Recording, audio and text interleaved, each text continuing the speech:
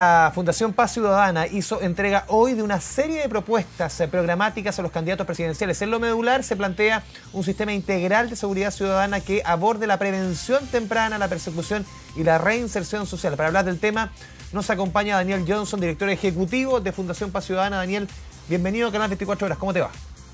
Hola, muy bien, gracias. Gracias por tenernos con ustedes. A ver, Daniel, para entrar un poquito a las propuestas a este documento, son 5 ejes: fortalecimiento de la institucionalidad, un tema muy importante que se ha discutido en los últimos años, sobre todo después del estallido, la prevención, la reforma policial, la persecución efectiva, justicia, reinserción, víctima, para que entremos un poquito a lo medular de las propuestas.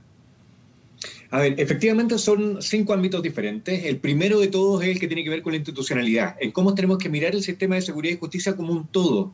Cuando no lo vemos así, solemos tomar decisiones erradas, y en Chile, en los últimos años, o en realidad hace bastantes años, vemos que la situación no ha mejorado. Cuando miramos las estadísticas de familias que son víctimas, se ha mantenido siempre exactamente, o en realidad con algunas variaciones, pero entre el 35 y 40% de familias declaran que son víctimas en los últimos 6 meses de algún robo o intento de robo. También cuando vemos el índice de temor, vemos que se ha mantenido constante por los últimos años. Sin embargo, cuando vemos los recursos que estamos invirtiendo hoy día en el sistema de seguridad y justicia, nos damos cuenta que en los últimos 10 años duplicamos la cantidad de recursos. O sea, fue uno de los sectores que más creció en inversión pública. Sin embargo, en resultados hemos mantenido la situación absolutamente constante. Entonces necesitamos tener una mirada diferente. Cuando vemos el sistema completo y vemos dónde estamos invirtiendo los recursos, nos damos cuenta que el 80% de ellos van a persecución. Otros algunas disuasión o prevención, pero más bien disuadiendo el delito, y solo un 10% va a prevención temprana, que es lo que realmente nosotros deberíamos tratar de realizar con más ímpetu. Todos los estudios muestran que cuando uno previene y de manera más temprana, al final evita el daño del delito y evita un costo para el Estado enorme en medidas paliativas para controlar el delito y también para tratar de recuperar las víctimas de esos delitos. Sí.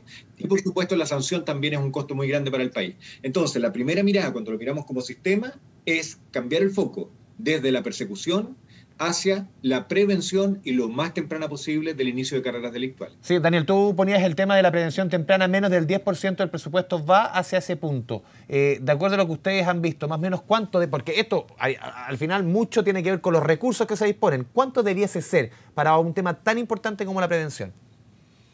Es súper difícil dar un monto exacto. Pero porque también las eficiencias de los países también cambian las cantidades, cambian los resultados con respecto a lo que uno invierte. Pero lo que sí está demostrado que, por ejemplo, en algunos programas preventivos tienen una rentabilidad de 5:1. O sea, por cada peso que uno invierte en un programa de prevención, evita para el Estado un gasto futuro de 5. Entonces son absolutamente rentables. Entonces, si preguntas cuánto deberíamos invertir ahí, la mayoría. O sea, deberíamos dar vuelta a esta tortilla y tener al menos el 50% de los recursos invertidos en prevención. Porque si prevenimos los delitos, evidentemente se hace mucho menos necesaria la persecución y la reinserción, porque vamos a tener resuelto desde un origen. Entonces es natural que mientras mayor inversión hagamos en prevención, más va a bajar la inversión que se necesita en los pasos siguientes. Después, entonces, esto es como sistema. Entonces, por lo tanto, tenemos que armar una nueva política nacional de seguridad que, aunque parecen temas un poco burocráticos, al final tiene que establecer las prioridades del sistema de seguridad y justicia. Cuando uno no las tiene claramente definidas, suele tratar de responder a las necesidades que la ciudadanía está exigiendo en el minuto. Y la ciudadanía y todos como ciudadanos solemos ser bien punitivos. Nosotros cuando vemos que nos cometen un delito, en el enojo de ese delito, lo que tratamos de hacer es fortalecer la persecución y tratar de que esa persona se condene y ojalá, condenarla por el mayor periodo posible. Y en las respuestas a ese tipo de presiones suelen ser aumento de penas, cosas que no tienen ningún efecto y solemos descuidar esta parte preventiva. Entonces esa es la mirada sistémica. Sí. Ahora cuando entramos a algunos puntos particulares, después ya en eficiencia del sistema, en reinserción, que también no decimos no invertir en eso, por supuesto que tenemos que hacer mejoras ahí. En la reforma de las policías aparecen en realidad un total de 22 propuestas muy concretas que cambiarían la situación delictual en el país. Sí, ustedes mencionan, Daniel, por ejemplo, el tema de la reforma policial, porque eso también ha sido parte de la discusión política. Unos hablan de reforma, otros hablan de refundación. ¿Cómo ustedes entran en esa conversación? A ver, nosotros creemos que es necesario hacer cambios importantes. Nosotros tenemos a nuestras policías, carabineros, la Policía de Investigaciones, primero con una dificultad de que tienen un traslape de funciones muy importante, por lo tanto hay mucha competencia entre ellas, y la competencia no es sana, es una competencia que no ayuda a resolver los casos, sino que muchas veces entorpece los procesos. Y por lo tanto yo creo que hay que hacer un esfuerzo por tratar de definir los límites más claros. Eso es lo primero, desde afuera. Después, entrando adentro de Carabineros, evidentemente hemos tenido hitos que han relevado la necesidad de hacer una reforma, y una reforma importante. Partimos con el desfalco, el caso Huracán, y eso despertaron las alarmas con respecto a la probidad y a la situación de algunos funcionarios que estaban cometiendo ciertos delitos, incluso dentro de la institución. Pero después tuvimos dificultades en operativos, como lo fue en el caso de la muerte de Camilo Catrillanca, que también es una situación que demuestra que ese operativo no se estaba haciendo con la capacidad que tenían que tener, y además hubo ocultamiento de pruebas.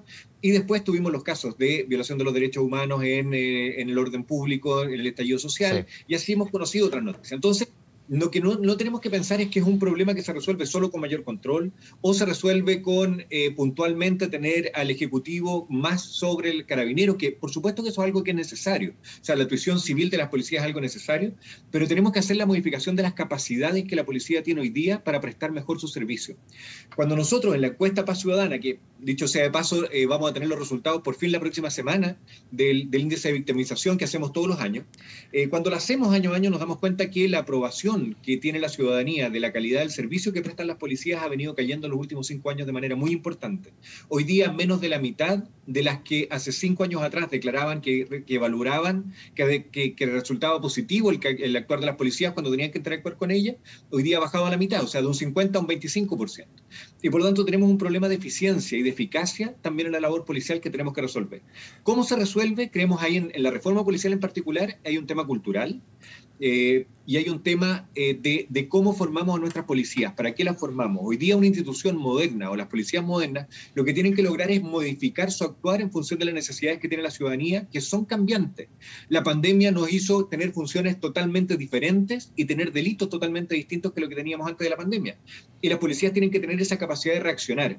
Para eso no sirve una estructura altamente jerarquizada, disciplinada, que tiene poca capacidad de evaluar críticamente el servicio que están prestando. Porque si no podemos cuestionar el servicio que prestamos, ¿cómo vamos a poder buscar nuevas alternativas para prestarlo de una mejor manera?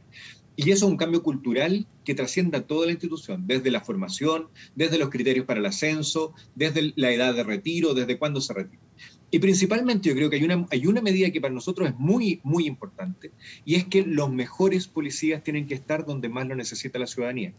Y por lo tanto, ir a una comuna compleja, a una comisaría compleja, donde esos barrios que no queremos nombrar para no estigmatizarlos, pero barrios donde tienen una situación delictual más alta que en otros barrios, suele ser un castigo visto desde el punto de vista de las policías. El comisario que es castigado se lleva a esta situación de problema. Y en cambio, en las zonas extremas, por ejemplo Punta Arenas, donde hoy día ya no es difícil vivir como era hace muchos años atrás, donde las condiciones eran muy duras, hoy día ya lo es mucho menos, está en las comodidades, y sin embargo a esa persona le pagamos un sobresueldo por estar ahí en una comuna más extrema. Entonces lo que proponemos es ocupar el mismo criterio de asignación de zona, pero no para ir a comunas extremas, sino que para ir a comunas que tienen una necesidad de los mejores para resolver el problema delictual. Entonces, hacer concursos internos de comisarios que van a tener un pago mejor para que vayan los mejores también a prestar servicio a las comisarías que tienen mayores dificultades. Daniel, un punto que me llama mucho la atención dentro de lo que ustedes proponen, dicen, se hace necesario fortalecer las competencias y formación de los equipos municipales en la generación de información en delitos, violencia, desórdenes. A ver, a mí se me viene inmediatamente cuando entró esa polémica de los guardias municipales armados que tomaban otro rol, quizás bastante más robusto en cuanto a fiscalización que lo que uno veía tradicionalmente. ¿A qué apuntan ustedes con este fortalecer las competencias y formación de los equipos municipales? Justamente a que no sea necesaria esa función persecutora y disuasiva que están tratando de cumplir las municipalidades. Las policías municipales no son un camino que nosotros consideremos razonable. Tenemos que fortalecer las capacidades de la Policía Nacional, Carabineros de Chile, la Policía de Investigaciones, que ya existen y que prestan un servicio en los lugares donde están, y ese servicio tenemos que hacer que sea mejor, pero ya están prestando servicio y tienen una distribución geográfica que debería lograr cumplir. Ahora, los municipios entonces, ¿dónde tienen que actuar? En la prevención, pero la disuasión, que es estar presente para evitar que una persona cometa un delito, no es suficientemente temprana. Ese es el último paso posible que uno puede hacer antes de la comisión del delito. Entonces se considera preventivo porque está antes del delito, pero en la práctica no es suficientemente preventivo. ¿Qué cosas son preventivas? Por ejemplo, identificar grupos de la población que concentran factores de riesgo de iniciar carreras delictuales, como cuáles, por ejemplo, sabemos que hijos de papás que están privados de libertad tienen un porcentaje mucho más alto de posibilidades de iniciar carreras delictuales. De hecho, de la población privada de libertad adulta, hay alrededor de un 27% de personas que declaran haber tenido alguno de sus padres privado de libertad. Después, deserción escolar. En las cárceles de adultos, más del 80% de las personas privadas de libertad no tienen su escolaridad completa. Sin embargo, en la población de Chile, afortunadamente, eso es muchísimo más bajo, y mucho más bajo aún en la población joven, que es la que suele estar privada de libertad, que es entre los 20 y los 35 años. En esa población el porcentaje es menos de un 10% los que no tienen escolaridad completa en el país, sin embargo en las cárceles llega al 80%. Consumo problemático de alcohol y drogas, pares criminógenos, etc. Hay muchos factores que uno puede identificar, incluso, y esto es muy interesante, ahora que escuchaba la noticia anterior de la subsecretaria Daza y de lo que se ha hecho a través del DEIS, que es esta unidad que registra datos, a través del cruce de información, por ejemplo, de los controles de niños sanos, uno podría tratar de vincular también ese tipo de acciones que los padres, cuando son responsables del cuidado de su hijo, ejercen o no, para también identificar población de esos niños que podrían estar en mayor riesgo, de hacerse cargo de atenderlos por parte del Estado. Esto que se piensa que es pegarle a un gran saco, que es tratar de resolver el delito con muchos programas sociales, no es así. Hay población que concentra factores de riesgo de manera importante, que son un porcentaje minoritario y muy minoritario de la población, y existen programas con evidencia de éxito para atender estas necesidades. Entonces se parece mucho más que pegarle al saco a un trabajo de acupuntura, donde uno identifica los grupos vulnerables y le presta servicio a través de programas que resuelven, o que en realidad, más que resolver, generan factores protectores que compensan los factores de riesgo y evita así el inicio de carreras delictuales. Para esto, las municipalidades son claves, porque ellos son los que están presentes en el territorio. Entonces, desde la determinación de los sectores más desprovistos, los sectores que tienen mayores factores de riesgo, hasta la atención con programas especializados, ese es el rol que pensamos que tenemos que fortalecer en los municipios, y para eso el primer paso es hacer un correcto diagnóstico. Y por lo tanto, cuando hablamos de capacidades, es la capacidad de usar información para hacer correcto diagnóstico y para poder implementar políticas públicas exitosas en las comunas. Daniel Johnson, director ejecutivo de Paz Ciudadana, te agradecemos este espacio con Canal 24 Horas. Muchas gracias. Muchas gracias a ustedes. Chao, chao.